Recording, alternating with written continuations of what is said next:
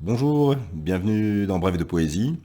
J'ai le plaisir aujourd'hui de présenter le premier recueil d'Elisaka, intitulé La porte du dedans, aux éditions Jacques Flamand, avec une très jolie couverture de Sabine Lavaux-Michaelis. Bon, je ne sais pas si la caméra rend vraiment très bien les couleurs, hélas. Et une très jolie préface aussi d'Anne Perrin. Donc, je vais vous lire quelques extraits de ce très beau recueil. Un premier extrait intitulé Les heures immobiles. J'ai usé les pierres pour retrouver la trace de ton visage. J'ai voulu, dans le ciel, rechercher ton nom, inscrit peut-être au décousu des nuages. J'ai écouté le vent et le chant de la mer, à m'en vider la tête et m'étourdir le cœur, jusqu'à en perdre l'équilibre. Mais je n'ai jamais su que le silence et le clair de ton absence affiché à ma fenêtre, mêlés à la rosée de l'aube où je bois ton sourire. Cette douce ivresse éployée sur la crête des heures immobiles.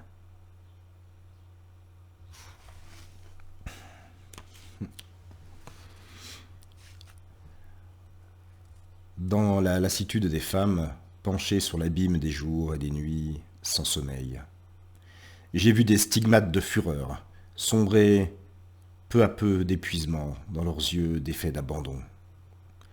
J'ai vu des ombres poursuivant leurs reflets au bord des rivières ou à travers des miroirs sans teint.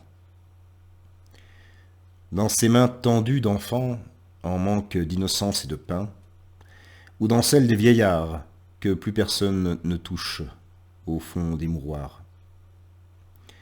Parmi tous ceux qui s'éteignent en silence dans une indifférence délavée de peur.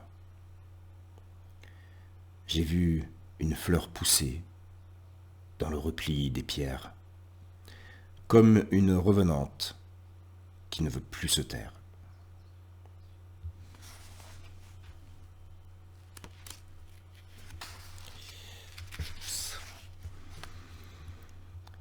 Le pacte. Je conclurai un pacte avec le temps. Il me laissera effacer tout l'obscur de cette mémoire déflorée à expurger. Je conclurai un pacte avec l'enfance pour permettre aux rêves de revenir au jour d'avant et pouvoir me dire « Je suis né demain ».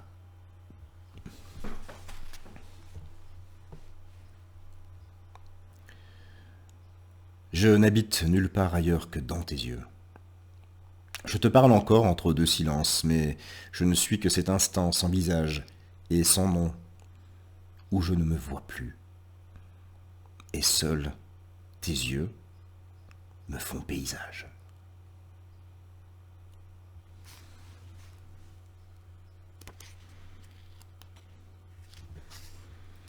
La porte du dedans.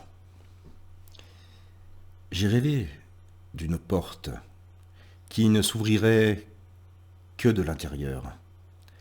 Une porte du dedans, sans clé ni serrure, qui nous protégerait des leurres et des fêlures. J'ai rêvé d'une porte sans embrasure, ni saignée dans les murs.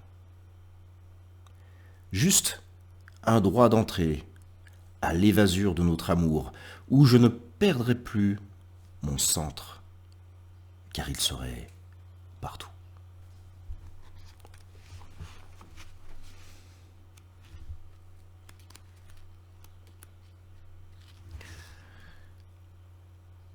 Le vent s'est essoufflé, à force de nous renvoyer l'écho d'un monde aphone, où la mémoire, cette ultime demeure, s'est perdue dans le désert de la langue, où seule l'ombre du poète se reflète dans l'abîme de ses mots.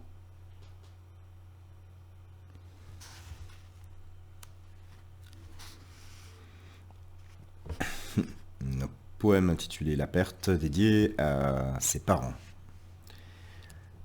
Elle disait Bois dans la coupe de tes rêves jusqu'à la lie, ce nectar d'imaginaire qui diluera toutes tes peurs. Affronte les géants de papier et déchire leurs entrailles pour en faire des confettis marinés dans leur sang d'encre.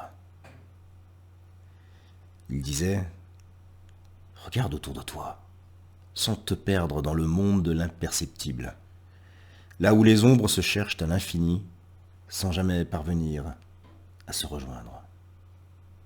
Fais de tes seuls désirs ces eaux de source claire, où tes jours et tes nuits viendront s'abreuver. » Depuis ce jour où leurs voix se sont tues, je ne vois plus ce que j'entends et n'entends plus ce que je vois. J'ai cessé de me perdre, mais plus rien ne m'arrive. Très bel hommage. Oups. Canicule. Rien ne bouge. Le ciel écrasé sur la terrasse déserte. Un oiseau s'approche sans bruit de la fontaine sèche, où seul le soleil coule en silence.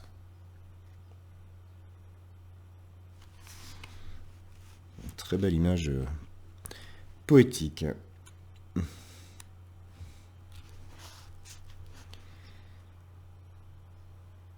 À quoi bon? À quoi bon cette bouche qui a vomi toute sa voix jusqu'à l'ultime vibration? À quoi bon ce silence qui ne cesse de frapper à ma porte? Ce hurlement de pierre au mi-temps de mes nuits fossiles? À quoi bon tous ces mots tombés dans l'abîme des questions, sans réponse et le dérisoire de l'attente? À quoi bon ce cœur qui continue de battre au ralenti, obstinément, sans raison, tel un volcan endormi sans la moindre coulée de lave brûlant encore sous les cendres?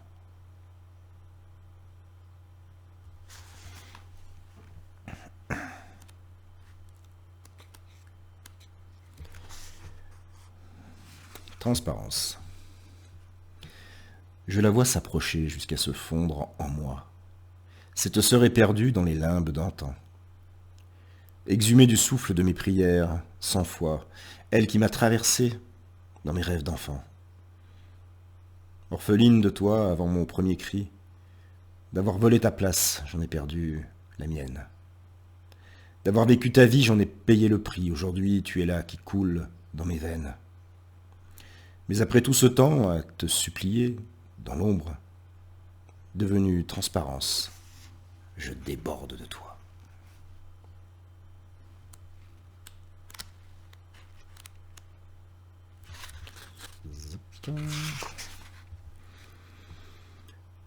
Tout entière. Dans ma chambre, rien ne bouge. Dans ma tête, rien ne s'évade. Dans ma bouche, plus rien ne parle.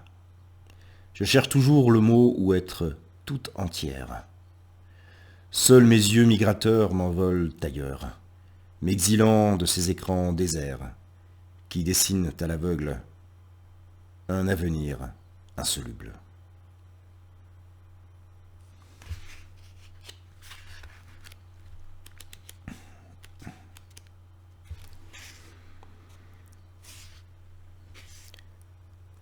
J'aimerais le jour m'asseoir au bord de tes yeux, pour lire plus profond en toi. Je voudrais que tout l'espace entre nous, comme d'une peau de chagrin, la nuit se déface, jusqu'à sentir tes mains se poser sur mon rêve. Et un dernier texte. Un dernier extrait de ce très beau recueil, intitulé Impalpable. Il y a des jours, et puis des lendemains, comme des rêves, aussi difficiles à palper que la misère, avec son pas qui creuse la soif, et ses mains qui ne retiennent plus l'eau. Pourtant, il y a cette lumière, cette petite flamme à peine perceptible qui tremble dans l'obscurité. Cette espérance en germe, à nous faire croire encore en la promesse de l'aube. Voilà, c'était un dernier extrait du recueil d'Elisaka. Premier recueil, La Porte du Dedans, aux éditions Jacques Flamand. Voilà. Un très bel opus. Voilà, je vous remercie d'avoir assisté à l'émission. Je vous remercie pour votre fidélité, votre écoute. Je vous souhaite de passer une très très belle journée en poésie et à très bientôt.